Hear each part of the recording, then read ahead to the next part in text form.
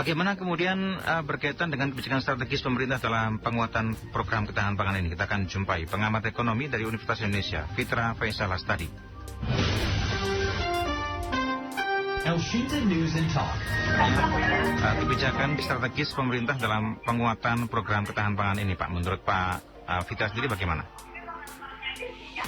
Ya, dalam konteks antisipasi ya, dari sisi kelangkaan produksi atau juga kemudian masa tanam yang tertunda, itu sudah cukup antisipatif ya. Jadi terlepas dari inflasi 88 triliun itu, sebenarnya di tahun ini kan kita juga sudah melihat bahwa dana bantuan sosial itu sudah 498 triliun. Artinya ini sudah setara dengan apa yang terjadi tahun 2021 di zaman pandemi. Nah, tentunya ini merupakan suatu langkah antisipatif gitu ya, dalam konteks bagaimana menjaga supaya produk-produk makanan, sembako tidak terlalu bergejolak, terutama di masa-masa yang paling krusial ya, di Ramadan dan Lebaran. Karena apa? Sekarang banyak negara-negara dunia yang kebanyakan ya, negara asal impor ya, baik itu beras maupun kebutuhan-kebutuhan lain, itu juga memprioritaskan kebutuhan dalam negerinya, gitu kan, sehingga melakukan restriksi ekspor. Nah, sehingga sekarang pertanyaannya adalah, oke, kita mungkin punya duitnya, tapi impor dari mana? Ya, karena banyak negara-negara yang juga membatasi ekspornya tadi. Terus antisipasi dengan memperkuat kerjasama regional minimal di ASEAN untuk sebagai buffer ya, ada MOU secara regional sehingga ada prinsip resiprokal di mana kita butuh komoditas apa mereka bisa menyediakan dan mereka butuh komoditas apa kita bisa sediakan gitu. Jadi ASEAN sebagai buffer atau regional buffer zone untuk dari sisi security ini gitu.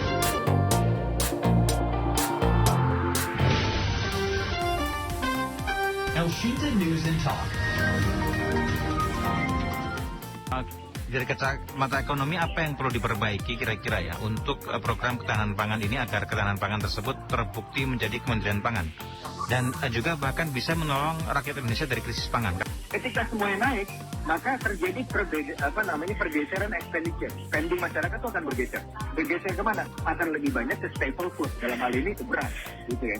Nah, jadi dari sisi ini, maka masyarakat dalam hal ini, kita masyarakat menengah ke bawah memang perlu dijaga. Maka kehandalan membaca data, roadmap ketahanan pangan itu bukan masalah di jangka pendek saja, tapi itu menjadi jangka menengah dan panjang gitu. Jadi kebijakannya, aspek kebijakannya harus kebijakan yang jangka menengah panjang.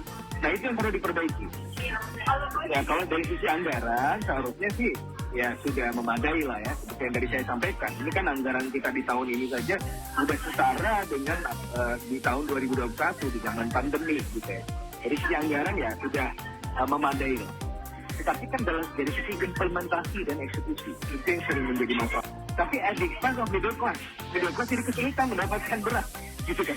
Nah, ini hal-hal yang sebenarnya harus menjadi kita perhatikan ke depan supaya ya, pembangunan kita yang lebih inklusif dan bantuan-bantuan atau prinsip ketahanan pangan kita juga inklusif.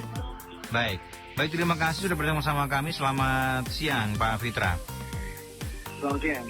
Demikian pendengar pengamat ekonomi Universitas Indonesia, Fitra Faisal Lastari dan News and Talk.